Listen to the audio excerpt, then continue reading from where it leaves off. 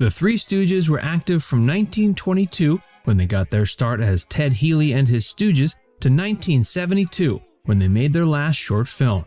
Their unique brand of slapstick humor was featured in 190 short and feature-length films produced by Columbia Pictures. Throughout the 5-decade run, 6 actors portrayed Stooges, although only 3 were ever active at any given moment. Those actors were Mo Howard, Larry Fine, Shemp Howard, Curly Howard, Joe Besser, and Curly Joe DeRita. Today we're going to be discussing the significant others of those actors. Join us as we take some time to look at the astonishing real-life wives of what might just be the most iconic and influential comedy trio of all time. Mo Howard's wife, Helen Schonberger Howard. Mo Howard married Helen Schonberger on June 7, 1925. She was the cousin of the world-famous illusionist and escape artist Harry Houdini. A year after the couple tied the knot, Schonberger convinced Howard to retire from performing after discovering she was pregnant. Howard went on to try to make an honest living working a series of normal jobs, but found very little success. Eventually, he returned to working with his old buddy Ted Healy. Mo and Helen had 2 children together, Joan Howard, born April 2, 1927, who passed away just last year on September 21, 2021, and Paul Howard, who was born July 8, 1935, and is still alive. Shemp Howard's wife, Gertrude Frank. Shemp and fellow New Yorker Gertrude Frank got married in September of 1925. They had 1 child together, Morton, born in 1927, and who passed away in 1972. Gertrude remained married to Shemp for over 30 years and ended up outliving both her husband and son. She was still alive when she witnessed her cousin, Barney Frank, become a U.S. congressman in 1981. A year later, on May 17, 1982, Gertrude Frank passed away at age 77. Before we tell you more about the Stooges' wives, be sure to give this video a like and subscribe to Factsverse if you haven't already. Larry Fine's wife, Mabel Haney Fine. Larry and his wife Mabel met in 1922 while they both worked in the vaudeville scene. They got married 4 years later. As a married couple, they had a busy and full social life. Each Christmas, they'd serve up a lavish midnight dinner to all of their family and friends. Fine was what some people might call a yes man. This carefree approach to life unfortunately carried over to his personal finances. He was a pretty lousy businessman and would often frivolously spend his money as soon as it was in his bank account. He developed a severe gambling addiction, which led him to squander away most of his money at card tables and racetracks. Genuinely good-hearted, perhaps to a fault, Fine regularly gave money to struggling actors without asking for repayment. Due to the mismanagement of his funds, after Columbia stopped producing Three Stooges films in 1957, Fine was nearly forced into bankruptcy. Due to his wasteful approach to money management and Mabel's disdain for housekeeping, Larry and his family lived in hotels. His daughter Phyllis was raised at the President Hotel in Atlantic City. The Fine family later moved to the Knickerbocker Hotel in Hollywood. Fine and Mabel didn't have their own house until the late 40s, when they purchased a home in Los Feliz in LA. On November 17, 1961, tragedy struck the Fine family when their son John was killed in a car accident at age 24. Their daughter Phyllis died of cancer in 1989 at age 60. Mabel sadly died of a heart attack at age 63 in 1967. When Larry got the tragic news his wife had passed, he was on the road about to perform a live show at Rocky Point Amusement Park in Rhode Island. He promptly flew home, leaving the other 2 Stooges on their own to improvise the remaining leg of the tour. Curly Howard's 4 wives. Howard's first marriage was to Julia Rosenthal, whom he exchanged marriage vows with on August 5, 1930. That marriage ended in divorce 5 months later, before Howard achieved fame as a Stooge. He married his second wife, Elaine Ackerman, on June 7, 1937. They had 1 child together, a daughter, Marilyn. They filed for divorce in 1940. Howard put on quite a bit of weight at that point and developed hypertension. He also became very insecure about his shaved head, thinking it made him unattractive to women. He would even say he felt like a little kid with his hair shaved off like it was. He developed a drinking problem and started wearing hats in public to project an image of masculinity. The son-in-law of Mo, Norman Maurer, would note that Howard was a pushover when it came to women. If a beautiful lady came up to him with a sad story, Howard would marry her immediately, only for her to run off with his money. Throughout the Second World War, when the Stooges were entertaining servicemen nearly constantly, This non-stop work schedule took a heavy toll on Howard's health. At the end of each workday, he'd spend the evenings at nightclubs where he would eat and drink in excess while spending all of his earnings on his vices. He was on the verge of bankruptcy when Moe stepped in to help him learn how to manage his finances and file his taxes. Moe eventually convinced Howard to find himself another wife, hoping he'd finally settle down. After dating 2 weeks, Howard married Marion Buxbaum on October 17, 1945. But just 9 months later, they had already divorced. The divorce proceedings were rather bitter. Matters were made worse by the constant sensational media coverage, which effectively worsened Howard's already feeble health. 2 weeks after the divorce was finalized in July of 1946, Howard suffered a massive stroke that ended his career. In July of 1947, Howard married his fourth wife, Valerie Newman. The following year, Newman gave birth to a daughter, Janie. They remained married until Curly's death in 1952. Joe Besser's wife, Emma Kay. Besser and Kay, who was born Ernestine Dora Kretschmer, got married in 1932. Before marrying Besser, Kay worked as a dancer. The couple didn't have children, but remained married until Besser's death in 1988. Besser and Kay were neighbors and good friends of Lou Costello of the famed Abbott and Costello comedy team. Joe DeRita's two wives. Curly Joe's first wife was a chorus girl named Bonnie Brooks. The two were married July 13, 1935. They remained happily married until her death in 1965. He married his second wife, Jean Sullivan, a year after Brooks passed away in 1966. While they never had any children of their own together, Sullivan had 2 children from a previous marriage, Earl and Robert Benjamin. Sullivan remained by DeRita's side until his death in 1993. There were a lot more than 3. Before the official formation of the Three Stooges, there was a group known as Ted Healy and his Stooges. Ted Healy, an American vaudeville performer, formed the group in the late 1920s.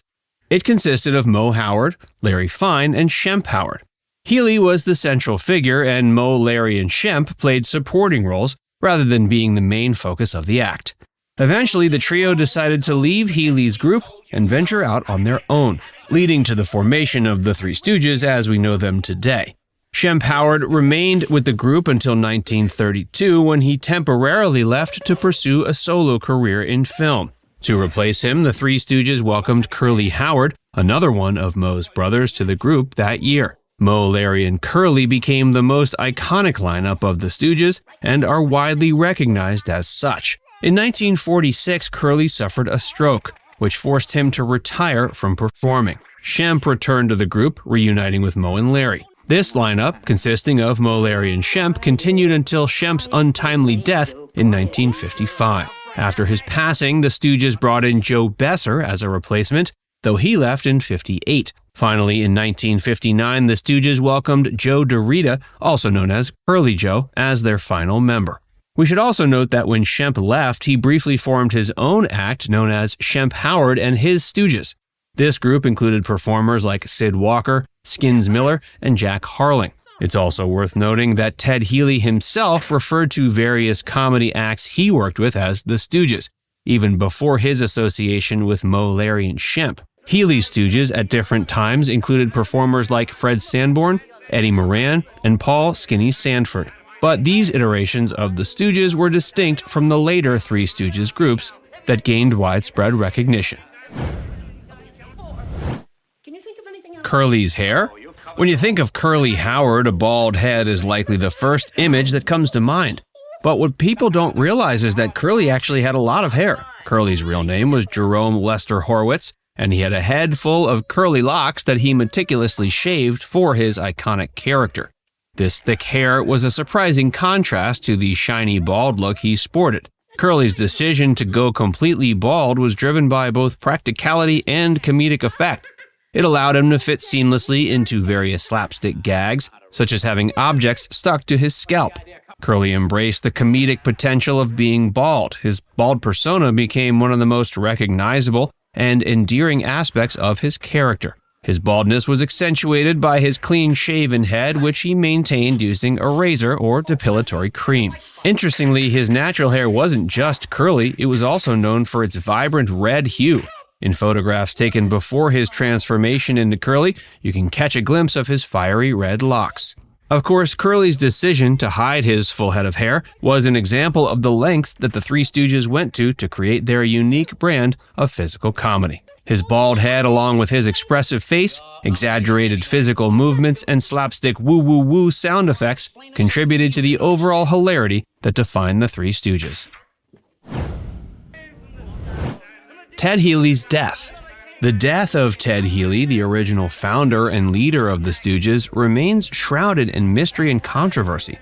On December 21, 1937, Healy was found unconscious in his apartment and rushed to the hospital, where he eventually succumbed to his injuries. The circumstances surrounding his death have sparked numerous theories and speculations, leaving a lingering sense of intrigue among fans and historians alike. One prevailing theory suggests that Healy's demise was the result of a violent altercation. According to this account, Healy was involved in a bar fight earlier that evening, where he allegedly clashed with several unknown individuals. It's believed the injuries sustained during this confrontation may have contributed to his decline in health. Another theory suggests that Healy's death was the result of a botched surgery. It is claimed that Healy underwent a routine operation to address some ongoing health issues, but complications arose, leading to his demise. But this theory, like others, lacks concrete evidence and remains speculative. Adding to the intrigue is the possibility of foul play. Some proponents of this theory believe that Healy's death was not accidental or a result of medical complications, but a deliberate act. The reason behind that would be unknown, with speculation ranging from personal conflicts to professional disputes within the entertainment industry. Curly's Circles. One of the most memorable and hilarious sketches featuring Curly involves him running around in circles, often accompanied by his signature sound effects and comedic expressions. Surprisingly, this iconic routine originated from a spontaneous moment of improvisation during filming. Legend has it that while filming a scene, he found himself momentarily disoriented and confused about his next move. In a stroke of genius, he decided to embrace the confusion and started running in circles, frantically trying to find his bearing. His fellow Stooges immediately recognized the comedic potential and adapted, adding their own reactions and physical comedy to the mix. What began as an unplanned moment became a signature move for Curly, and the running in circles routine became a recurring gag in many of their subsequent films and shorts. Money troubles. Behind the laughter and slapstick comedy, the Stooges faced significant financial challenges. Despite immense popularity and enduring success, the Stooges often struggled to secure fair compensation for their work, leaving them in constant financial turmoil. One of the main reasons for their troubles was their unfavorable contract with Columbia Pictures. The Stooges signed a deal that granted them a flat salary, which didn't include any profit participation or residuals. This meant that regardless of how well their movies performed, they didn't directly benefit financially. Additionally, the Stooges weren't given creative control over their projects. They had little to say in the script's direction or overall decision-making, leaving them at the mercy of the studio's choices. And their troubles were exacerbated by their personal lives. They faced expensive medical bills, particularly for Curly, who suffered from various health issues, including his debilitating stroke. They also faced legal battles over the ownership and control of their name and likeness. This further complicated their financial situation. Doing their own stunts. Mo Howard was particularly known for his fearlessness when it came to performing stunts. He would often take on the role of the heavy, enduring countless physical blows and falls for the sake of comedic effect. Mo's robust bill and resilience made him well suited for them, and he willingly put himself in harm's way to entertain audiences. Larry Fine, with his lanky frame and rubber-like flexibility, was also no stranger to physicality.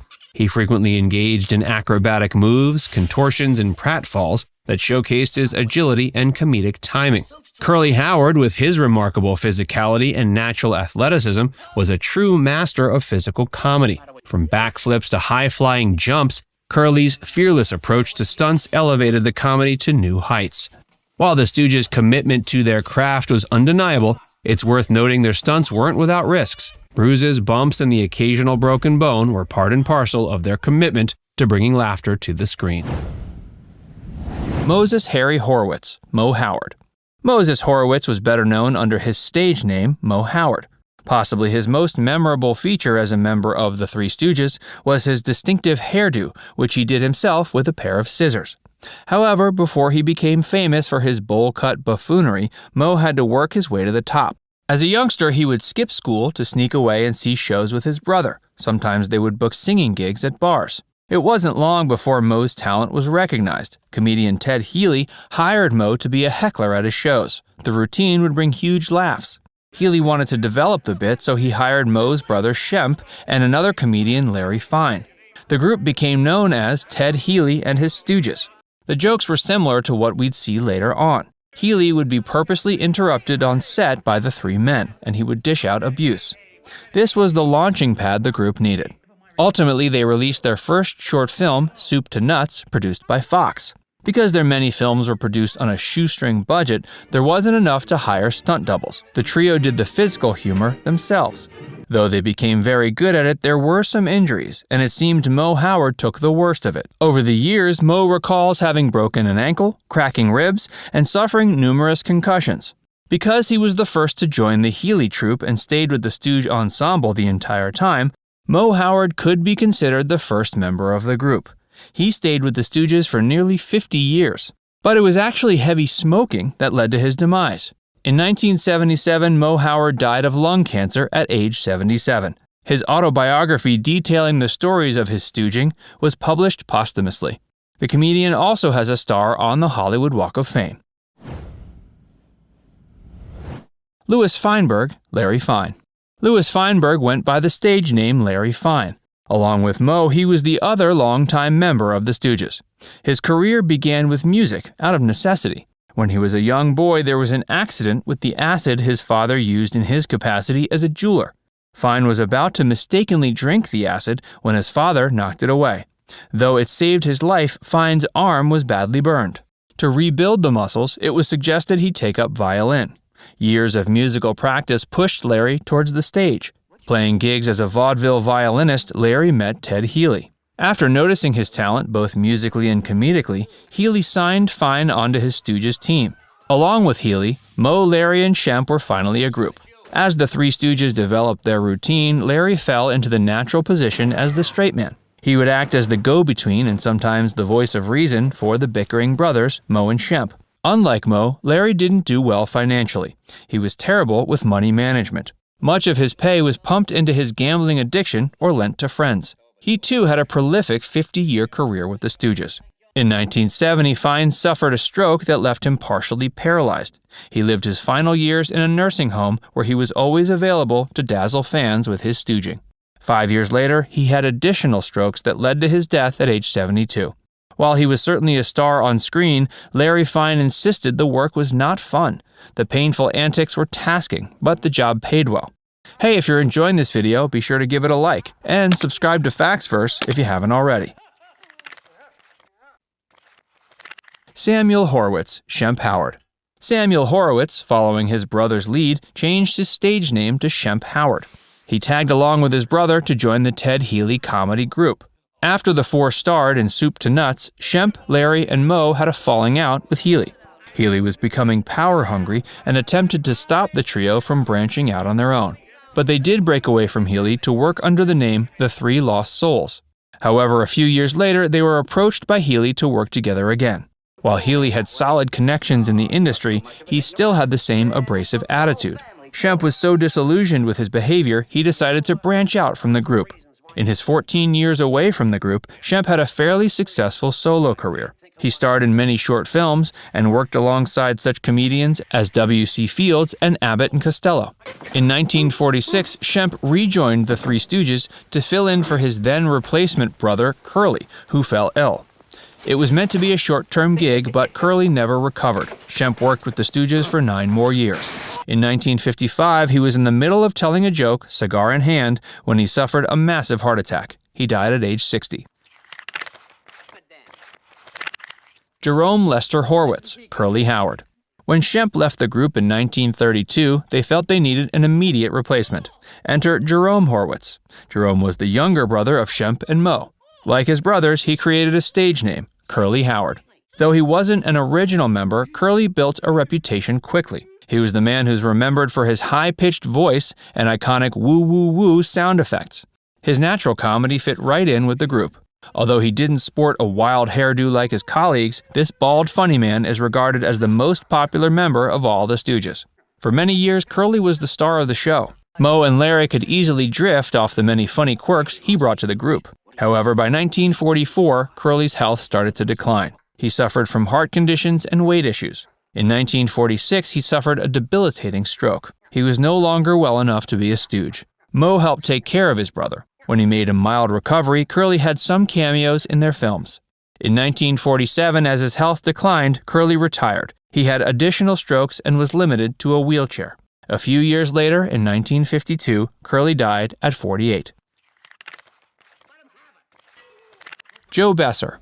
After Shemp Howard's fatal heart attack, Moe and Larry wanted to continue their act as the Two Stooges. The studios quickly rejected this idea. They knew it had to be three men. They tapped Joe Besser as the man for the job. Not only did Besser have a resume of comedy working with Abbott and Costello, but he was also already under contract at Columbia Studios. It wasn't a great match. Moe already didn't want to work with Besser. Making things worse, Besser had a stipulation in his contract that kept him from being hit excessively. Considering physical humor was the Stooges' foundation, this didn't go over well. Besser's character was seen as whiny and annoying, and he didn't take physical punishment in the films. Besser was only with the Three Stooges from 1955 to 59. Although Besser always fondly spoke of his years with the Stooges, his role on the team is largely forgettable. After his stint with the Stooges, he continued his solo comedy career. In 1988, he died from heart problems at age 80. Joe DeRita, Curly Joe. After Shemp died and Besser didn't work out, Moe and Larry contemplated retirement. However, their shorts aired on TV and they had a career renaissance. They became a highly sought-after act, so they began to look for a new member. Joe DeRita perfected his comedy during World War II. He joined the USO and performed for the troops alongside Bing Crosby and Randolph Scott. When Moe and Larry came across his act, they invited him to be the third Stooge. Initially, DeRita took on the spot left empty by Besser and Curly. However, to give himself his own persona and avoid any confusion, DeRita became the Stooge known as Curly Joe. The new group saw success. Not only did they star in 6 feature-length films, but they also had a half live-action, half-animated series called The New Three Stooges. Throughout the 60s, their popularity was restored as they became one of the highest-paid acts in America. This continued for a number of years until Larry Fine died of a stroke. In 1974, DeRita tried to revive the Three Stooges by himself, but it never gained traction. He was the last surviving member. He died in 1993 from pneumonia. Curly Joe DeRita was the worst Stooge ever. The Three Stooges was an incredibly popular comedic troupe around for nearly half of a century, with the first iteration of the troupe appearing in the early 20s, and the last iteration not disbanding until 1970. All iterations of the Three Stooges shared 2 members in common, Moe Howard and Larry Fine. Initially, Shemp Howard, Moe's brother, joined Moe and Larry in their comedic exploits. There were 6 members of the Stooges over the course of the troupe's lifespan, and the remaining 3 members were all performers brought in to replace Shemp Howard. Of these performers, Joe DeRita is the one that Three Stooges fans generally agree was the worst Stooge ever. Joe DeRita was Shemp's last replacement. The first person brought on to replace Shemp Howard was his and Moe's older brother Curly. Curly Howard became a beloved part of the troupe, and many fans consider the Stooges' work with Curly to be even more iconic than their early days.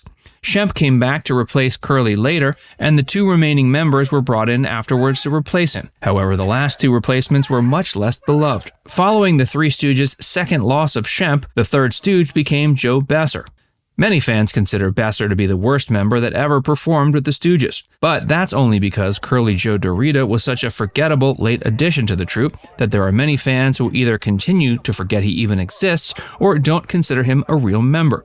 Curly Joe joined the Three Stooges just after the troupe ceased production of their classic shorts. Because of this, he only appears in their widely maligned theatrical films, as well as the live-action intros for the cartoon show. DeRita started out as a burlesque comedian. Curly Joe DeRita was born July 12, 1909 in Philadelphia. His father went by the name Wardell. His mother's maiden name was DeRita, and she was a professional dancer. When it came time for Joe to start performing on his own as an adult, he took his mother's last name to stand out. Joe's father was a stagehand, and being at the theater during the early years of his life led Joe to start performing at a young age. As an adult, he made the decision to transition over to burlesque comedy. Joe joins the USO during World War II. Joe DeRita made his entry into the burlesque circuit as a comedian in the 1920s, and World War II was around the corner.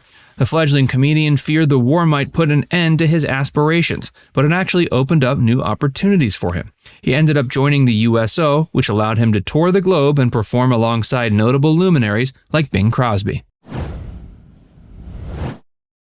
Joe's time with Columbia Pictures. Following Joe's return to America, the burlesque comedian continued honing his act while dreaming of bigger things. In the 1940s, he slowly started transitioning into filmed entertainment. In 1944, he had an uncredited role in a comedic film, The Doughgirls. A few years later, he was snatched up by Columbia Pictures to film a series of comedic shorts. He filmed several of them during the latter half of the 1940s, even receiving headlining billing on a few. Joe didn't speak fondly of these shorts later in life. Of course, somewhere else on the Columbia Studios lot, the Three Stooges were filming their own comedic shorts. Did the Three Stooges approach Joe before? Rumor has it the Three Stooges approached Joe to become a fourth stooge during his days filming shorts for Columbia, and that the burlesque comedian turned them down because he wasn't interested in changing his style to fit with theirs. Before his death, DeRita denied these rumors, but it stands to reason the Three Stooges would have been well aware of his existence. It wasn't until 1959 that Joe DeRita finally made his debut as the new third member of the Three Stooges. That was in Have Rocket Will Travel. Before we tell you more about Joe, be sure to give this video a like and subscribe to Factsverse if you haven't already. Joe DeRita never wanted to change. DeRita allegedly despised the short subjects he had filmed for Columbia Pictures. They featured slapstick-oriented comedy, while Joe preferred his own brand of burlesque humor. According to Joe, anyone could have performed in those Columbia shorts and gotten a laugh just as well as him due to the basic nature of the material. Once Joe's contract with Columbia came to an end, the burlesque comedian was free to start doing what he loved once more. Sadly, burlesque comedy fell out of fashion in the 50s, and the end of the decade found Joe changing his image completely to fit in with that of the Three Stooges. The Three Stooges' classic lineup falls apart. According to many, the most classic lineup of the Three Stooges consisted of Moe, Larry, and Curly. But as established, the original lineup was Moe, Larry, and Shemp. Shemp left the Three Stooges during its early years because he wanted to pursue a solo career. That's when Curly was brought on, solidifying the iconic lineup. Curly became the third stooge in the early 1930s and continued in that role until 1946. That year, he suffered a debilitating stroke. Curly passed away in 1952, making him the first of the six Stooges to do so. From 1946 until his own death in 1955, Shemp Howard acted as the third Stooge once again, reuniting the troupe's original lineup. Following his death of a heart attack in 1955, Joe Besser replaced him, with Joe being another comedic performer who had a history of filming shorts with Columbia Pictures.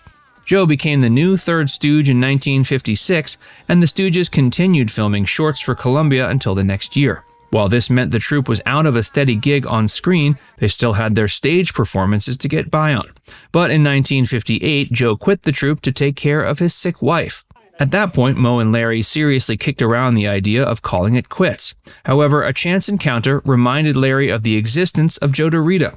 Burlesque comedy was no longer as lucrative as it had been, and Joe was looking for work. So the stars aligned for him to become the third stooge. The Three Stooges became a hit with the kids. Although the Stooges were no longer successful enough with adult audiences to warrant Columbia Pictures creating new short features starring them, the studio began airing the group's classic shorts on television in 1958. As a result of this TV exposure, the Three Stooges found they'd become incredibly popular amongst children. With Joe DeRita as their new third stooge, the troupe got the idea to make feature-length theatrical films aimed at kids. The first of these was Have Rocket Will Travel in 1959. The infamous Snow White and the Three Stooges was released in 1961. In order to fit with the Three Stooges, Joe DeRita shaved his head and became Curly Joe DeRita. The group hoped that kids wouldn't be discerning enough to realize that Curly Joe DeRita wasn't Curly Howard. And given that they were aimed at kids, these later works greatly toned down the slapstick violence featured in the classic Three Stooges shorts. Curly Joe becomes the last remaining stooge. The Three Stooges continued performing on stage with Joe DeRita until 1970, when Larry Fine suffered a stroke. He passed away in 1975. Joe DeRita and Mo Howard kicked around the idea of replacing him, but nothing came of it. Mo ended up passing away only a few months after Larry. When the Three Stooges got their star on the Hollywood Walk of Fame in 1983, Curly Joe was sick, so Joe Besser was the only surviving member of the troupe who could make it. But Besser ended up passing away before Curly Joe. Besser died in 1988, while Curly Joe lived until 1993. Because of this, he'll always be remembered as the last of the Stooges to die. Curly Howard, a life ending in tragedy. Jerome Lester Horwitz, or as he was known professionally, Curly Howard, was born October 22, 1903. Curly was indeed the most famed member of the slapstick comedy team, the Three Stooges. Alongside his older brothers Mo and Shemp Howard and actor Larry Fine, Curly earned himself a place in comedy history with his unique catchphrases and on-screen shenanigans. He never received formal acting training. He was a natural comedian. He borrowed from and greatly exaggerated many of the vocal idiosyncrasies that the soft-spoken comic Hugh Herbert had coined. But beyond that, he was very much an original and a self-inspired entertainer. By 1934, Curly had practically trademarked his version of his whoop whoop whoop vocalization when he first uttered it in the Stooges' second film, Punch Drunks. By the end of the 30s, Curly was the clear standout star of the show among the Stooges. His almost childlike demeanor and mannerisms and effortless comedic delivery made him a charming hit with audiences, especially the younger crowd. He became famous for seemingly having an indestructible noggin. It didn't matter what you threw at his dome, from bowling balls to saw blades, it was ultimately his head that came out on top. Since he hadn't received any training as an actor, his comic skill was purely spontaneous. By the mid-1940s, Curly's energy had begun to diminish. It seemed as if he'd started to simply run out of steam. If you look at Stooges movies from this period, like Idle Rumors or Booby Dupes, you'll find Curly's voice seemed to be deeper and his actions were not quite as quick and agile as they once had been. Hey, if you're enjoying this video so far, be sure to give it a like and subscribe to Facts Verse if you haven't already, and stick around for more about Curly Howard. The beginning of the end. After appearing in Idiots Deluxe at Moe's urging, Curly felt compelled to check himself into the Cottage Hospital in Santa Barbara, California on January 23, 1945. It was there he received a diagnosis of severe hypertension, retinal hemorrhage, and obesity. Curly's rapidly deteriorating health forced him to take it easy and rest, which is why in 1945 he was only able to grace the screen for 5 shorts. The Stooges had been putting out anywhere from 6 to 8 films a year previously. It's believed Curly likely suffered from the first of many mild strokes somewhere around this time. Moe urged the infamous Columbia head Harry Cohn to let Curly take some time off after he was discharged from the hospital so he could recuperate and build his strength back up. Cohn, who notoriously was only concerned about making a profit, flat out refused to halt the production of one of his biggest moneymakers, the Stooge shorts. He didn't care if making the films literally killed Curly as long as his bank account received a steady influx of cash. Sadly, Cohn's decision to press on with production at all costs proved to be what author Michael Fleming would later call a disastrous course of action. The first Stooge flick made after Curly's stroke was the less than impressive short If a Body Meets a Body. In that movie, it was clear something was going on with Curly behind the scenes. His actions and mannerisms were noticeably slower, and he didn't seem like his regular, goofy self. Curly went on to work with novice director Edward Burns, who took a much more sympathetic approach to working with the ailing actor. Burns made sure to come up with ways that Curly, despite his limitations, could continue to be the star he was without having to contribute a great deal to the film. Burns' films, Microphonies, A Bird in the Head, and Monkey Business, were prime examples of offerings that showed Curly was no longer in his youthful prime. In the latter, it's said that Moe had to coach Curly on camera just to get the shots needed. Previously, Curly had no trouble performing with little direction. Later Stooges films featuring Curly, directed by filmmakers Jules White, ended up going a different route by focusing the brunt of the action on Larry and Moe instead. But if you've ever seen films like Uncivil War Birds or Beer Barrel Polecats, you might have noticed that not only did the chemistry seem off, but Curly clearly seemed like he was suffering. Curly's health steadily declined. Curly had his good days and his bad days after his stroke. Occasionally, directors were able to catch him at one of his peaks with positive results. One such example is the film Three Little Pirates. In that one, Curly seemed to be doing better, and during production, there was a great deal of hope that he'd finally managed to gain control over his illness. Curly's last appearance as an official Stooge was in the film Half-Wit's Holiday, which was a remake of the comedy classic Hoi Polloi. While filming that one, Curly suffered a severe stroke on May 6, 1946, while sitting in Jules White's director's chair, waiting to shoot the final scene of the day. When White called for Curly to take the stage, he didn't answer. Moe then set out to find his brother. When he found him, Curly's head had dropped to his chest, and he was at first unresponsive. Moe later said his mouth was contorted and he was unable to talk. Sadly, all he could do was cry. Moe found White and quietly informed him of the situation. Curly was immediately rushed to the closest hospital. After Moe and Larry had finished filming for the day, they joined him there. White had decided to finish filming in order to meet a deadline. After Curly was discharged from the hospital, he was taken in by the Motion Picture and Television Country House and Hospital in Woodland Hills, California, an establishment dedicated to providing health care for ailing actors and Hollywood professionals. Light in the darkness. While recovering from his stroke, Curly met a woman named Valerie Newman, who he married after a brief courtship on July 31, 1947. Valerie cared for Curly profoundly and had the patience to allow him to recover at his own pace. They welcomed a baby daughter into the world named Janie in 1948. After getting married and having a child, Curly's health continued to decline. In late 1948, Curly suffered his second massive stroke. This one left him partially paralyzed. By 1950, he needed the assistance of a wheelchair to get around and had to be placed on a strict diet of boiled rice and apples to get his weight down. But regardless, Curly's health continued to deteriorate. Valerie ended up admitting him back into the Motion Picture Country House and Hospital in the late summer of 1950. After several long months of tests, procedures, and treatments, Curly was cleared for release, although he needed to return periodically to the facility several times leading up to his death. In February of 1951, he was admitted into a nursing home. A month later, he suffered another massive stroke. In April of that year, he was transferred to the North Hollywood Hospital and Sanitarium. On the 7th of January 1952, Moe was on the set of the film He Cooked His Goose when he was asked to help move Curly for what would prove to be the last time.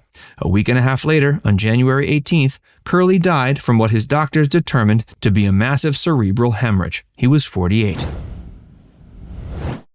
Larry Fine's early life and career. Larry Fine was born Louis Feinberg into a Russian Jewish family on October 5, 1902 in Philadelphia. His parents ran a jewelry and watch repair shop where young Larry spent much of his time. During his childhood, he accidentally burned his arm with acid. The acid was used to test a piece of jewelry for its gold purity. Larry mistook the acid bottle for a drink and picked it up to drink it. But before he could, his father knocked the bottle away and some of the acid burned Larry's arm. This caused severe damage to his arm and weakened his mobility. The muscles in Larry's arm had become weak, and this had taken its toll on his overall health. His parents decided he should take up violin lessons to improve muscle strength.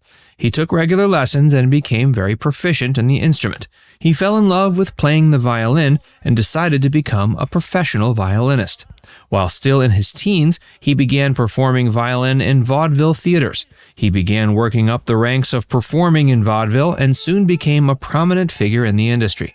By the time the 1920s came around, he graduated to becoming a master of ceremonies for vaudeville performances and live music performances. In the mid-20s, he served as master of ceremonies at the Rainbow Gardens in Chicago. It was here where he met Shemp Howard and Ted Healy. These gentlemen were prominent vaudeville figures, and soon they would work together to create some of the most iconic characters in American comedy.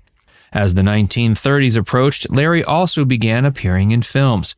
He had a small role as a fireman in the film Soup to Nuts, which also starred Ted Healy and Shemp Howard. 3 years later, he had a small role in the short film Nursery Rhymes and an uncredited role as a wedding singer in the feature film Turn Back the Clock. Before we tell you more about Larry Fine's life and career, be sure to give this video a like and subscribe to Factsverse if you haven't already.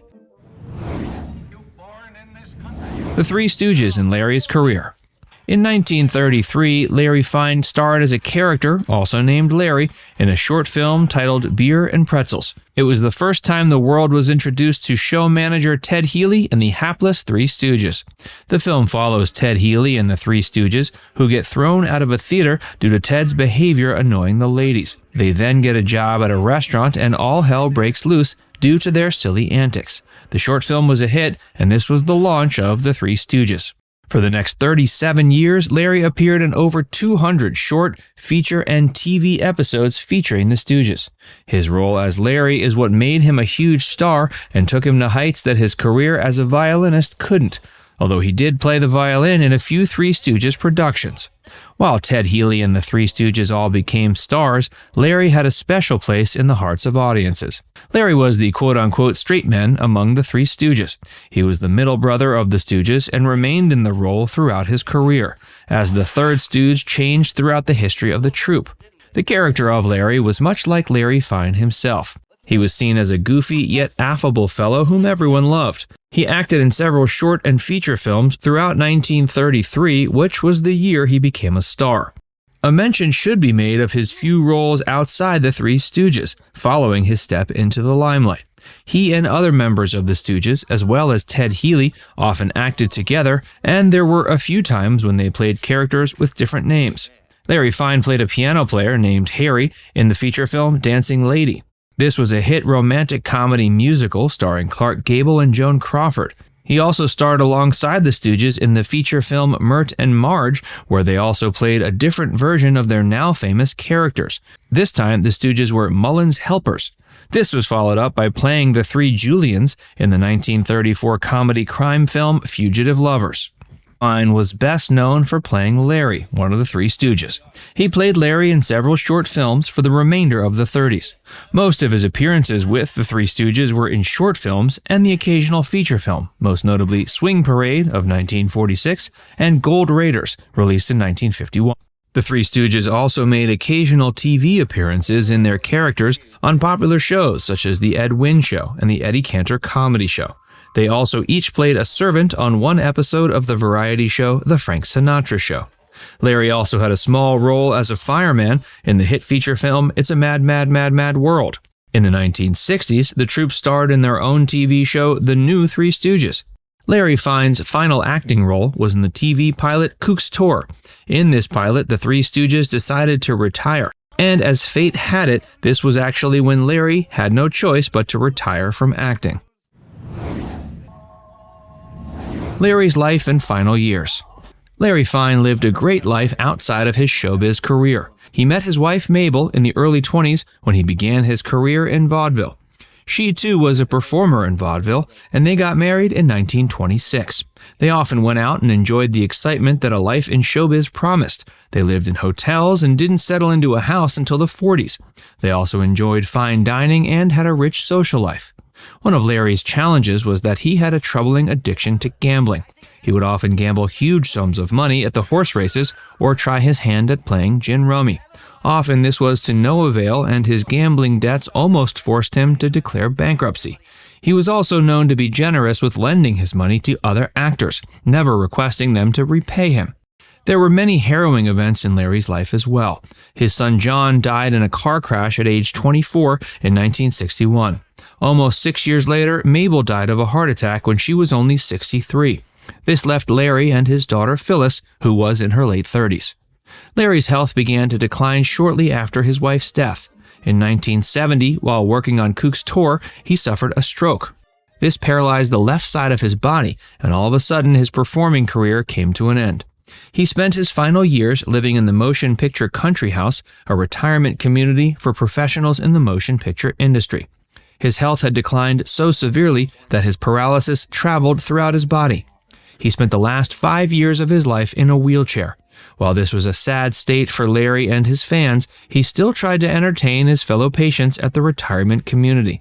During this time, he also spoke to writer James Corone, who wrote Larry's autobiography, aptly named Stroke of Luck. Even in his harrowing state, Larry Fine never lost his sense of humor. He would occasionally get visits from fans of the Three Stooges and was always welcoming to them. He stated later in life that though working on the Three Stooges was hard work, he was grateful for it and enjoyed it. He sadly suffered a few more strokes throughout the early 70s. He died January 24, 1975, at age 72. While it's been over half a century since we've lost Larry Fine, he's still remembered as one of the greatest performers in American comedy. The classic Stooge lineup, which consisted of Larry Fine, Moe Howard, and Curly Howard, is perhaps the most popular comedy team in the history of America. Between 1930 and 1970, the Three Stooges appeared in almost 200 shorts and feature films. They also had a dedicated TV show and were almost forever on the road, entertaining audiences with stage performances and personal appearances. If you want to truly understand how influential the Three Stooges are today, take some time out to explore the LA Public Library for books on the Stooges. Even if one spends weeks crouched in a single spot on the floor, they won't be able to finish even half the list. So, how did the Three Stooges come to be? The three Horowitz brothers, Moses, Jerome, and Samuel, who later took the names Moe, Curly, and Shemp, respectively, were simple Jewish boys born in the Brooklyn borough of New York City. Though they had no connection with the entertainment world whatsoever, Moe and Shemp decided to enter show business. They started performing burlesque shows and enjoyed moderate success. However, in 1916, the duo decided to foray into blackface comedy and prepared a routine they performed until 1922. In 1922, the duo decided to partner with an old friend, Ted Healy, an already established vaudeville star. Alongside the two Horowitz brothers, Healy also hired the Philadelphia-based comedian and musician Larry Fine. This was the beginning of the Three Stooges. Alongside Ted Healy, the Stooges appeared in 6 Fox Studios feature films that registered mediocre success, and though the critics did not show any appreciation for Healy's performance and screen presence, the work of the Stooges was greatly appreciated and admired. Fox therefore offered the Stooges a contract. This made Healy furious. He claimed the Stooges were under his contract. The offer was therefore immediately rescinded, and thus began the rift between Healy and the Stooges. Healy, however, wasn't done spewing venom. He forbade the Stooges from using any of the old routine and material. At one point, Healy also threatened to bomb any theater that dared to play the Three Stooges. In 1932, Moe took on the role of the group's manager and helped the team settle differences with Healy. The reunion was certainly a mistake. Tired of the scathing attitude that Healy's continual drinking problem provided him with, the relatively skittish Shemp decided to say goodbye to the group and go solo. The Stooges were suddenly one member down and decided to fill Shemp's place with their brother Curly Howard, perhaps the most loved of all Stooges. Healy instantly dismissed Curly for not being funny enough. More importantly, neither Larry nor Moe had much confidence in Curly's abilities. However, given the lack of options, the group decided to go ahead with Curly, who was an instant hit with audiences. With Curly now as a permanent group member, Ted Healy and his Stooges entered into a 1-year deal with MGM. As part of the deal, they created 5 feature films, none of which received great success. MGM decided not to renew the contract, and with this setback, Healy and the Stooges finally decided to go their separate ways. In 1937, Healy died under mysterious circumstances. Just when the Stooges thought they were finally free of Healy's tyranny, they entered into the clutches of another monster who would exploit them for years to come. Harry Cohn was the co-founder and president of Columbia Pictures, and at the time of Healy's death, the Three Stooges were under a contract with Cohn. With Columbia Pictures, the Three Stooges had already delivered 30 shorts and 5 features, all of which were great successes. The Three Stooges had become a popular name, and their personalities had completely emerged. Not letting Columbia's rapid production schedule get in the way of their creativity and talent, the Stooges delivered one major hit after another with the corporation, consequently making an enormous amount of money for the company and transforming it into a bona fide major studio. However, Harry Cohn never accepted the Stooges' contribution to the success of Columbia Pictures, and instead dismissed them as a comedy team so useless that one Stooge could replace another without the audiences noting any difference. Some stories claim that while with Columbia Pictures, the Stooges did not get a single raise in 23 years. While this is untrue, Cohn did exploit them as much as he could. He kept the Three Stooges on a one-year contract throughout their time with the studio. At the end of the yearly contract, the Stooges would demand to renegotiate the terms of their contract, rightly expecting a pay raise, and Cohn would instead force them to sign for a pittance, saying the company was facing a financial crisis. The question is, why didn't the Three Stooges, who were already at the zenith of their career, force Cohn to pay them what was rightfully theirs? The reason is simple. Cohn came with mob connections, and the Stooges didn't want to threaten their secure existence. Thus, Cohn continued exploiting them, and the Stooges continued taking it all in. Then, in 1942, Curly's head gave up due to the constant blows it received as part of the routine. Being a punching bag brought him minor cerebral hemorrhages that began impeding his craft. The doctors insisted that Curly should take a break to recuperate. However, Cohn refused to give Curly a leave of absence, which led to Curly performing every day even as his health deteriorated. By 1945, Curly couldn't remember his lines and didn't have the energy that the acts required. In 1946, while shooting for Half-Wit's Holiday, Curly suffered a massive stroke, which finished his career. Many believe it wasn't the stroke, but Cohn's callousness and greed that brought Curly to his end. After Curly was rendered unable to act, Shemp joined the act. Though he was hesitant, he knew that the end of the Three Stooges would also mean the end of his brother's career. Thus, Shemp gave up his successful career as a solo artist and returned as a stooge. However, even Shemp's act of sacrifice could not save the Three Stooges. As the world entered into the 50s, Columbia slashed the budget for the shorts department. The studio thus began recycling old stooge shorts for new footage. If this was not enough of a setback, Curly passed away in 1952, and 3 years later, Shemp passed away due to a heart attack at the age of 60. Though in deep shock and pain, Moe and Larry decided to carry the legacy forward and recruited Joe Besser as the third stooge. Having seen Curly's end, Besser entered a clause in his contract that forbade Moe from hitting him during acts. With Besser, the Stooges made a comeback and enjoyed some success too. However, in 1957, the shorts department at Columbia Pictures was shut down, and after 23 years of service to the studios, the Stooges were fired from their job. When Besser went back to the studio to say goodbye to his friends, he wasn't allowed entry.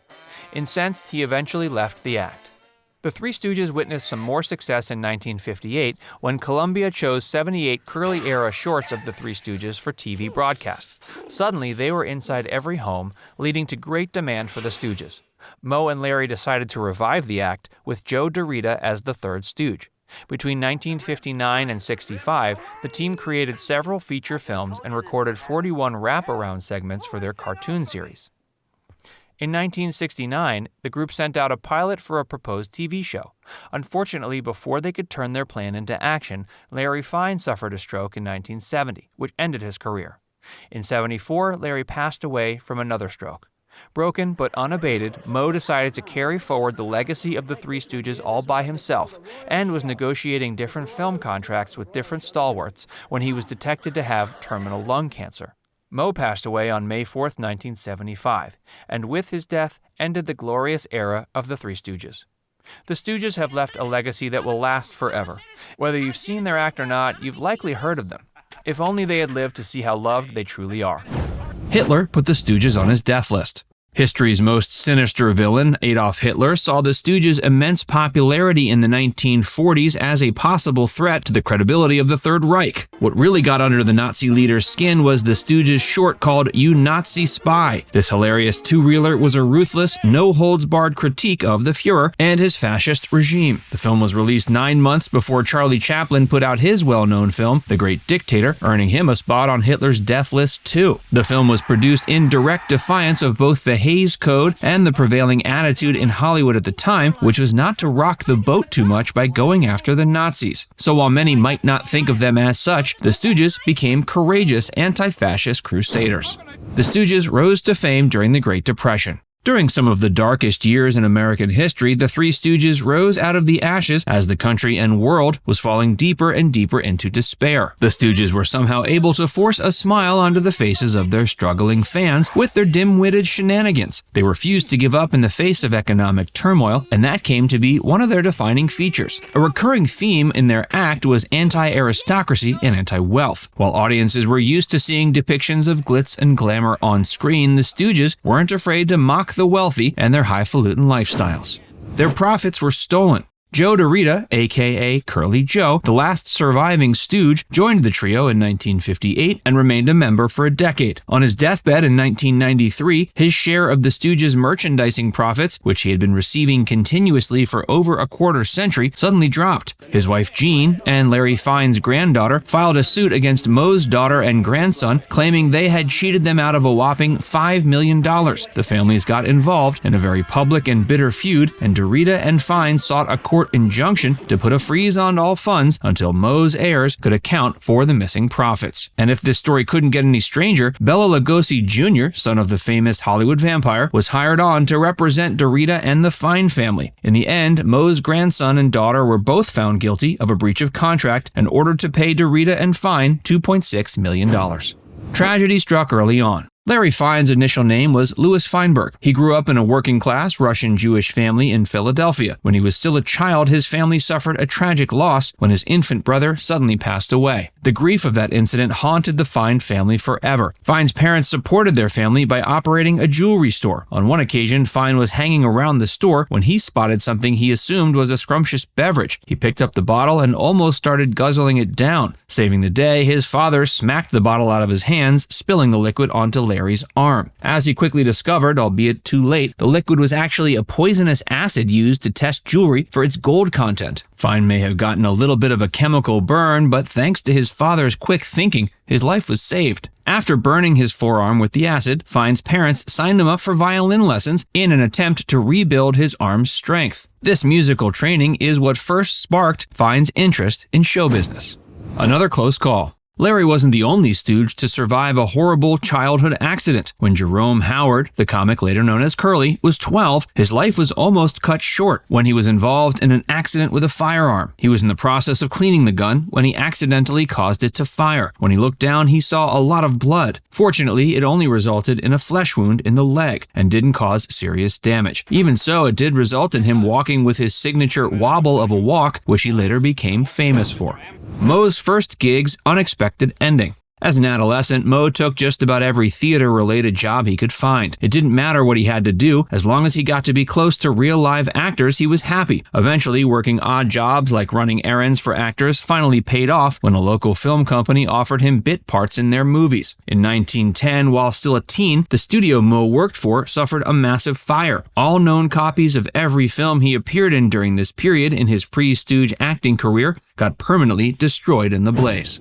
The Stooges' unceremonious exit. In December of 1957, the Three Stooges were shocked when they were suddenly fired from Columbia Pictures. Even though they had just spent the last 24 years making low-budget shorts for the studio for essentially chump change, they didn't even have the courtesy to send them off with a fitting farewell, or so much as a thank you. To add insult to injury, a couple weeks later, when Moe arrived at the studio to bid farewell to several studio execs, he was barred entry at the gates. He didn't have that year's studio pass. When the Stooges were giving their insulting exit, Columbia Pictures had enough films completed to keep Stooge releases coming for another year and a half. Harry Cohn couldn't have cared less. While he was president and chief of production for Columbia, Harry Cohn transformed the studio into one of the most prominent money-making movie factories in Tinseltown. There's no denying he was enormously talented, but he had a nasty reputation for being combative, unlikable, and vindictive. Even after Curly suffered a string of minor strokes, Cohn reportedly forced him to continue working with no regard for his health or well-being. Not only was Cohn demanding and heartless when it came to expectations of his staff and actors, he was also notorious for being shockingly manipulative. He kept the Stooges underpaid throughout their entire careers. Even when the Stooges films experienced a sudden surge in popularity after appearing on television, Cohn sat back and collected millions off their hard work while leaving them with next to nothing. On-set violence.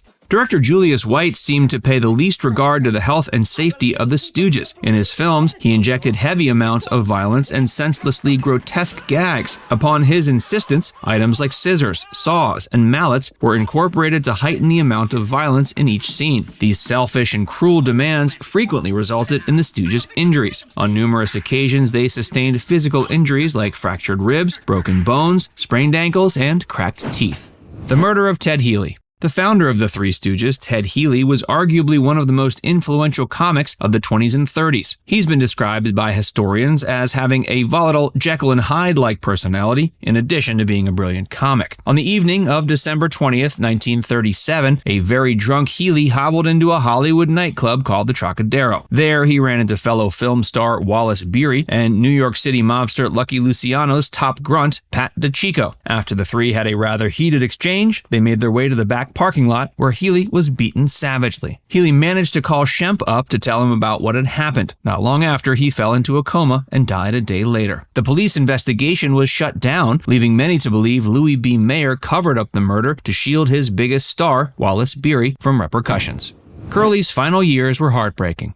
Curly had the most tragic life of all the Stooges. He was betrayed by virtually everyone he loved and trusted. He also fell heavily into substance abuse to mask his pain. In his final years, he suffered a succession of strokes. These left him paralyzed, depressed, and confined to a wheelchair. When he was 47, his family was unable to care for him, and his health was rapidly declining, so he was placed in the care of a nursing home. Due to his mental deterioration, Curly became problematic for the staff. In time, his family was advised they needed to commit him to a psychiatric hospital. Moe refused the physician's suggestions, but nonetheless, his brother ended up getting sent off to the Baldy View Sanitarium in San Gabriel, California. Curly died there, bedridden and utterly alone at age 48 in January of 1952.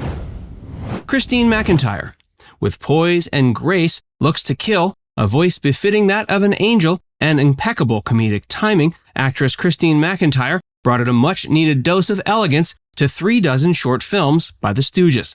The Arizona native signed a decade-long contract with Columbia Pictures in 1944. She went on to bring a level of sophistication and style to many short subjects that starred Shemp Howard, Andy Clyde, Burt Wheeler, Hugh Herbert, and Joe Besser. McIntyre's signature highfalutin socialite character was first established in the Herbert comedy Wife Decoy. She made her debut appearance with the Stooges in 1944's Idle Rumors. She followed that up with a role in the solo Shemp Howard short called Open Season for Saps. 1945's Microphonies was the first film to showcase McIntyre's ethereal singing voice. She later sang in films like Out West, Squareheads of the Round Table, and the 1954 remake of Nutsy Nights. One of McIntyre's most memorable moments involved her performance as Miss Hopkins in Brideless Groom. That film featured a highly acclaimed knockabout scene in which she repelled her suitor, Shemp Howard, straight through a door. By the 50s, McIntyre's acting career had slowed. In 1953, she married radio personality John Donald Wilson. When her contract with Columbia expired in 1954, she was more than happy to retire from showbiz for good. She enjoyed a successful career in real estate before dying of a heart attack in 1984 at age 73. Dorothy Appleby. Born January 6, 1908 in Portland, Maine, actress Dorothy Appleby gained early experience serving as an understudy and chorus member in theatrical productions in New York City. Before that, she'd been a winning beauty contestant in New England. Appleby appeared in more than 50 films released between 1931 and 43. Because of her short stature, she never progressed to leading roles in major films. At just 5 feet tall, her early leading men like Charlie Chase towered over her. After signing with Columbia Pictures, Appleby made frequent appearances in Three Stooges short subjects. A few of those included Loco Boy Makes Good, Pie, Sweet Pie, and So Long, Mr. Chumps. One of her most notable Stooge roles was playing a Mexican brunette named Rosita in Cuckoo Cavaliers. She ended up getting clobbered by the Stooges when her facial mask made of concrete dried on her face. Due to her petite figure, Appleby continued to play younger roles throughout the 1940s. One of her last screen roles was in 1941's Small Town Deb. She played a college co-ed even though she was 35. Shortly afterwards, she left Hollywood in 1943 and married musician Paul Drake. The two divorced in 1980, and Appleby passed away in Hicksville, New York on August 9, 1990. She was 84. Jean Wiles. Born Jean Donahue in Los Angeles in 1923, Wiles spent some of her childhood in Seattle before moving to Salt Lake City. Eventually, her parents moved back to LA, where she began acting with a local theater group. After getting married and adopting the surname Wiles in 1947, Jean made her film debut in 1948's The Winner's Circle. She ultimately appeared in close to 65 films, but modern viewers are likely most familiar with her roles in Three Stooges shorts, A Snitch in Time, Gypped in the Penthouse, and Don't Throw That Knife. Director Edward Benz was particularly fond of Wiles and cast her in many of his shorts and features. She played a broad assortment of characters, ranging from an Air Force captain to a streetwalker. In time, Wiles transitioned to television, debuting on the small screen in an episode of Boston Blackie. She went on to appear in dozens of TV series in various roles and genres, including The Californians, The George Burns and Gracie Allen Show, The Twilight Zone, and The Beverly Hillbillies. She continued to appear on TV and in films until the mid-70s, when she retired with her second husband, NFL player Gerald Cowhig, in Van Nuys, California. She died of liver cancer at age 65 in 1989. Barbara Slater. Slater was born in New York City in 1920. She was the daughter of a celebrated painter and an actress mother. After studying in Switzerland, Slater signed a contract with Paramount. Less than a year later, she secured her release and started working with other studios. In the 1940s, Slater appeared in 2 Stooge films. In 1942's Three Smart Saps, she played Curly Howard's Roomba dancing partner. At close to 6 feet tall, Slater towered over the comparatively pocket-sized Stooge. In Half-Wit's Holiday, Slater played Lulu Quackenbush. In that short, Curly wound up scarfing down Lulu's lipstick, thinking it was edible. Since the Stooges were so popular, Slater can be seen on TV almost daily worldwide due to the franchise's constant TV broadcasts. In addition to acting, Slater also modeled with the John Robert Powers Agency in the early 40s. In 1947, she left Hollywood and married character actor Robert Folk. The two remained happily married until his death in 1989. She married a man named Charles Sims before passing away of natural causes at 78 in 1997. Simona Boniface. This actress was born in 1894. While not much is known about her early life, she appeared in 120 films between 1925 and 1956. Boniface is best known for portraying a high society matron and comic foil in several Three Stooges films. She had perfect comic timing and frequently intercepted flying pies that were hurtling towards her face. In both No Census, No Feeling and Crash Goes the Hash, she humorously dealt with a shrinking or tearing skirt. In Loco Boy Makes Good, she squirmed uncontrollably thanks to a mischievous mouse crawling down her back. And in her final appearance in Vagabond Loafers, she stole the show with witty one-liners. Her most memorable Stooge appearance was in Half-Wit's Holiday. In that film, she starred opposite Mo Howard and Curly in his final starring role. Her acting career pretty much peaked with her Three Stooges appearances. Sadly, she died of pancreatic cancer September 2, 1950, at age 56. Virginia Hunter. This actress and model appeared in more than 20 films throughout the 40s. She was born in Springfield, Missouri in 1920 and grew up in Tulsa before her family moved to LA in 1940. Not long after that, Hunter signed a multi-picture deal with Columbia. She quickly became popular with matinee audiences for co-starring in 4 Durango Kid movies. She also enjoyed a supporting role in the 1948 comedy The Mating of Millie, sharing the screen with Evelyn Keyes and Glenn Ford. Hunter is best known to modern viewers for her roles in several Three Stooges films, including Sing a Song of Sixpence, Fiddler's 3, and I'm a Monkey's Uncle. After her contract with Columbia lapsed, Hunter found work as a model and later as a store manager. After retiring, she lived with her brother in Las Vegas. She died of natural causes at age 92 in 2012. Lorna Gray. Born Virginia Pound on July 26, 1917, Lorna grew up in Grand Rapids, Michigan during the Great Depression. Before she appeared in films, she sang with a group in Cleveland called Ben Yost's Varsity Coeds. They performed primarily in movie theaters before the films began, and that's how she gained the attention of Universal Studios. After having a test with the studio, she ended up signing her first contract with Paramount. Gray made her first big film with Columbia and went on to become a contract player with them, appearing in shorts and serials, the most popular being with the Three Stooges. Perhaps her best-known Stooges role was in 1940's You Nazi Spy, in which she played the daughter of the king of the fictional country of Moronica.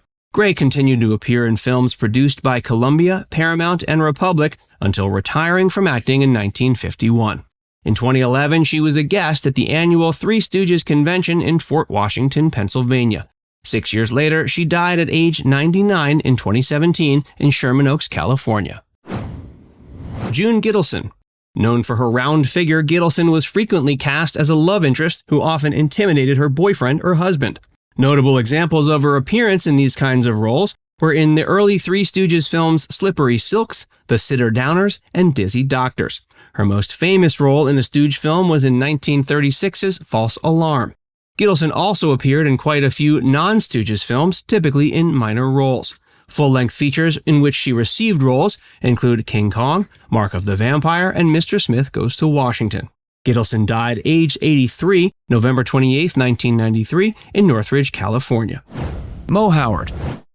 Mo Howard, the iconic leader of the Three Stooges comedy team, was born June 19, 1897, and he entertained audiences for decades with his slapstick humor and distinctive bowl-cut hairstyle. Beyond his successful career in acting and comedy with the Three Stooges, Mo had several ventures and interests that contributed to his financial success and personal fulfillment. One of Mo's notable post-acting ventures was his involvement in real estate. He made wise investments in Southern California real estate, particularly in the San Fernando Valley area. Mo recognized the potential for growth in this region and invested in various properties, which ultimately proved lucrative. His real estate investments provided financial security for himself and his family in later years. Mo had several hobbies and passions outside of acting, which helped him maintain a balanced life and find personal satisfaction. He was an avid painter. He had a talent for creative artwork, including landscapes and portraits. Painting served as a creative outlet and a way for him to relax and unwind. Mo was also passionate about golf. He enjoyed spending time on the golf course and was known as a skilled player.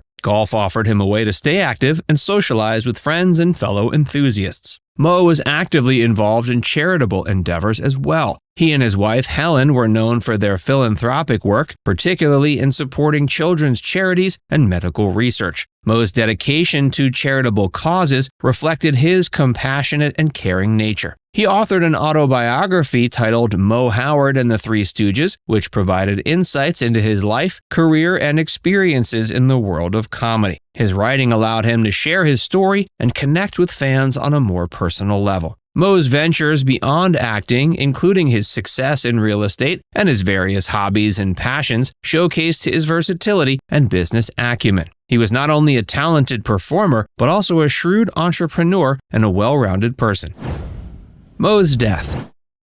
Sadly, Mo's life took a tragic turn when he was diagnosed with lung cancer. His struggle began in the early 70s when he was diagnosed with the disease. At the time, he was already in his 70s, and the news of his diagnosis came as a shock to fans and loved ones. Mo was a heavy smoker for most of his life, which undoubtedly contributed to his health problems. Despite the grim prognosis, he continued to work and perform whenever he could. He was determined to provide for his family and maintain his comedic legacy. But as his health deteriorated, it became increasingly challenging for him to perform physically demanding comedy routines. Mo's battle with lung cancer was a difficult one, marked by chemotherapy treatments and the physical toll the disease took on his body. He faced the challenges with courage and a sense of humor, much like the characters he portrayed on screen. Throughout this period, he received tremendous support from his family, friends, and fans. Sadly, Mo Howard's battle with lung cancer came to an end on May 4, 1975, when he passed away at age 77. His death was a significant loss to the world of comedy and entertainment. Mo's passing marked the end of an era, as he was the last surviving member of the original Three Stooges lineup. In his final years, he continued to receive recognition and love from his fans. He left behind a rich legacy of laughter and slapstick comedy that continues to entertain audiences to this day.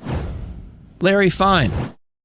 Larry Fine, whose real name was Louis Feinberg, led a life apart from the Stooges that included various hobbies, passions, and additional entertainment venture. Larry had a deep love for music. He was a talented violinist and played it proficiently. Before his career in comedy, he worked as a musician in various orchestras and bands, showcasing his musical talents. While he's best known for his comedy with the Stooges, his passion for music remained a significant part of his life. Before he joined the Three Stooges, he had a successful career in vaudeville. He performed as a solo act and as part of comedy teams in vaudeville shows across the U.S. Larry, along with his fellow Stooges, was known for his involvement in charitable work too. They participated in various charity events and fundraisers, using their fame to support important causes. Like Mo Howard, Larry was also an avid golfer. Golf served as a recreational activity and a way for Larry to relax and unwind outside of his busy career in showbiz. Larry's first marriage was to Mabel Haney in 1926. Mabel was a singer and dancer, and their union marked the beginning of a lifelong partnership. They remained married until Larry's death in 1975. Mabel was a source of support and stability in Larry's life, and their enduring marriage was a testament to their deep connection. Larry and Mabel Fine had one child together, a son named John.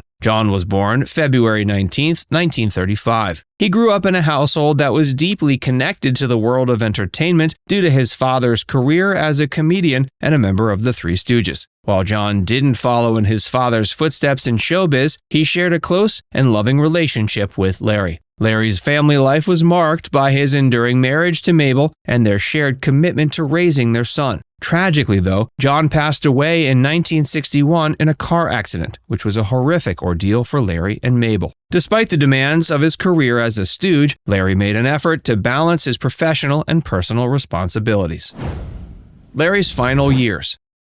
Larry Fine's final years were marked by health challenges and a quieter life away from the spotlight. In 1970, he suffered a debilitating stroke that significantly impacted his health and mobility. The stroke left him partially paralyzed and confined to a wheelchair. This health setback marked the end of his active career as a member of the Three Stooges and the physical comedy routines that made them famous. Following the stroke, Larry retired from performing. He spent his remaining years in relative seclusion, living a more private life. His wife Mabel provided him with care and support during this time, helping him navigate the challenges posed by his health condition. Despite the Three Stooges' enduring popularity and their significant contribution to the world of comedy, Larry faced financial difficulties in his later years. He had to rely on fundraisers and charity events organized by fellow entertainers and friends to help cover his medical expenses and provide for his needs. Larry Fine passed away on January 24, 1975 at age 72. His death was a result of a stroke-related illness that had been plaguing him for several years. His passing marked the end of an era as he was the last surviving member of the original Three Stooges lineup. Larry's death was a somber moment for fans of the Three Stooges and the world of comedy in general. While his later years were marked by health struggles and financial challenges, he left behind a lasting legacy of laughter and entertainment. His contributions to the comedy world continue to be celebrated. Curly Howard. Curly Howard, whose real name was Jerome Lester Horwitz, had a personal life that included marriages, children, and passions outside of his career with the Three Stooges. His first marriage was to Elaine Ackerman in 1937. They had two daughters together, Marilyn and Janie. Unfortunately, this marriage ended in divorce in 1940. He married Marion Buxbaum in 1945, to whom he remained married until his death. She played a crucial role in supporting Curly during his health struggles and later years. And although his marriage to Elaine ended in divorce, Curly maintained a connection with his daughters and cared deeply for them. Curly had a passion for music, particularly the saxophone. He was known for his musical talents and often incorporated musical elements into the Three Stooges' comedy routines. He was an avid photographer and enjoyed capturing moments with his camera. His interest in photography allowed him to explore a creative outlet outside of his work in comedy. Curly also had a strong interest in horse racing and frequently attended racetracks to watch and bet on races. This hobby was a source of enjoyment for him. While he faced health challenges in his later years that led to his retirement from performing, he found solace in his personal pursuits and support of his family. Help from Mo and Curly's demise. Curly's relationship with Mo was further solidified in Curly's later years. When Curly suffered a series of debilitating strokes in the 1940s, Mo stepped up to provide essential care and support for Curly. Curly's health issues began in 1945 when he suffered the first of several strokes. They left him partially paralyzed and unable to continue performing in the same physical comedy routines for which he was famous. Curly's condition was a significant blow to both him and the group, as it marked the end of an era for the original Three Stooges lineup. Moe, as Curly's older brother, felt a strong sense of responsibility and love for him. Despite the challenges, Moe and his wife Helen welcomed Curly into their home to provide him with the care and support he needed during his recovery. Moe's dedication to his brother's well-being was evident as he took on the role of a caregiver, helping Curly with daily tasks and providing emotional support. Moe's commitment to Curly extended beyond his personal care. He also sought out the best medical treatment and therapy available to help his brother recover to the fullest extent possible. Moe's determination to see Curly regain his health demonstrated the depth of their bond and his genuine concern for his friend's welfare. Curly also battled high blood pressure, which was a contributing factor to his strokes and overall health decline. As a result of his deteriorating health, Curly was forced to retire from acting and performing with the Three Stooges. His departure from the team marked a significant loss for the group and their fans. In the years following his retirement, Curly Howard spent much of his time in care facilities, receiving medical treatment and rehabilitation for his health conditions. His family and friends continued to provide support and care during this period. His wife Marion was a particular source of support and care during Curly's health struggles. Tragically, though, his health continued to decline, and he passed away on January 18, 1952, at age 48. His death was a result of complications from his previous strokes and ongoing health issues. His passing was a significant loss to the world of comedy, as he was a beloved figure known for his slapstick humor and endearing performances with the Stooges. Shemp Howard.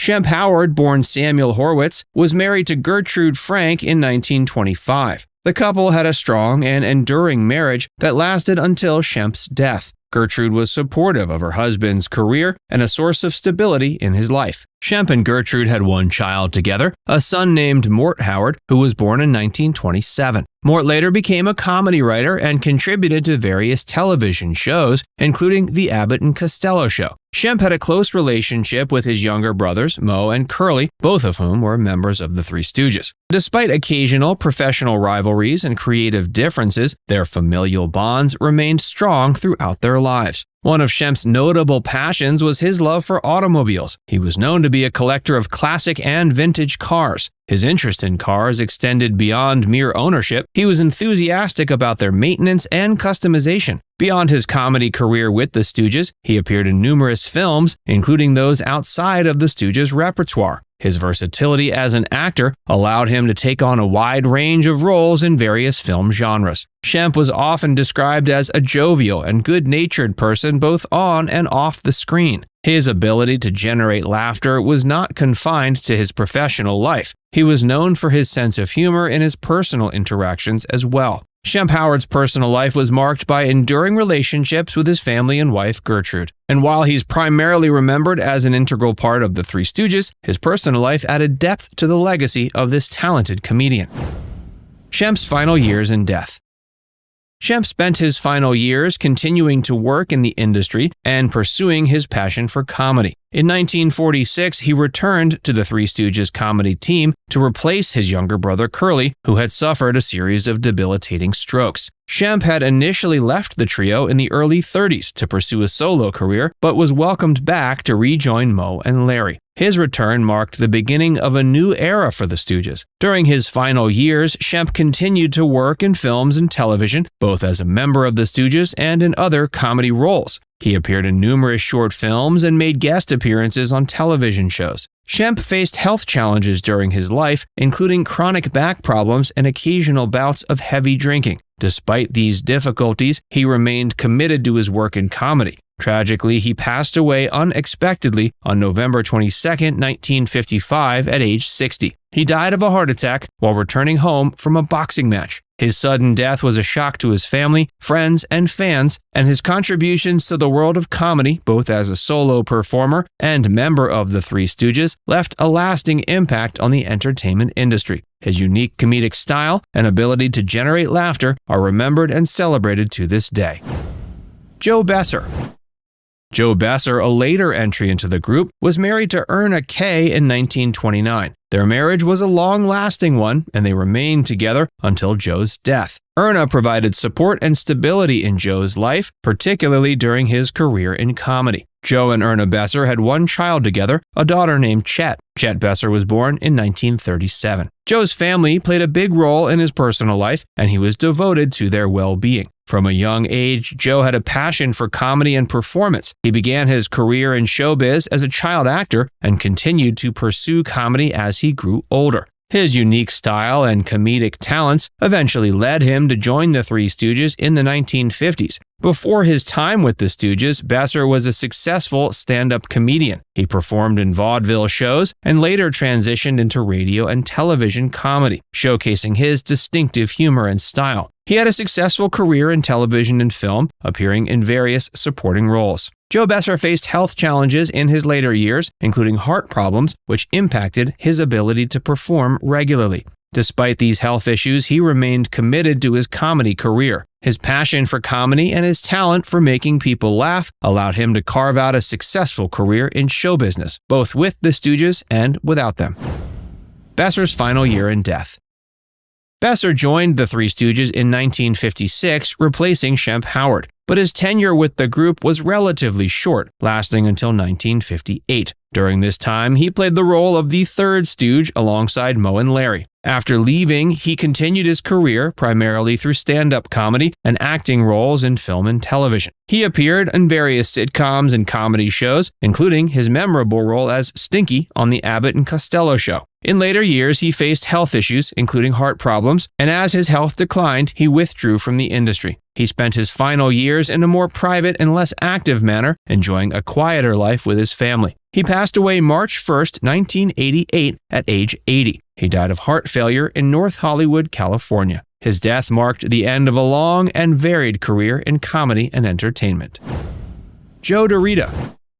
Joe DeRita, also known as Curly Joe DeRita, spent his final years continuing his career in entertainment and enjoying his role as the third Stooge in the reconstituted Three Stooges comedy team. He officially joined in 1958, replacing Joe Besser as the third member of the trio. He took on the moniker Curly Joe to pay homage to the original Stooge Curly Howard. As part of the Three Stooges, Joe DeRita continued to make short films and television appearances, carrying on the Stooges' tradition of slapstick comedy. Their work in the 1960s gained a new generation of fans and rekindled interest in their classic routines. Joe DeRita continued to perform with the Stooges until their retirement from active comedy in the mid-70s. After their retirement, he enjoyed a quieter life away from the industry. He had a passion for collecting automobiles, particularly classic cars, and was known to have a substantial collection of vintage automobiles. Joe passed away on July 3, 1993, at age 83. He died of pneumonia in Woodland Hills, California. His death marked the end of an era in comedy, as he was the last member of the Three Stooges to carry on the legacy of the iconic comedy trio.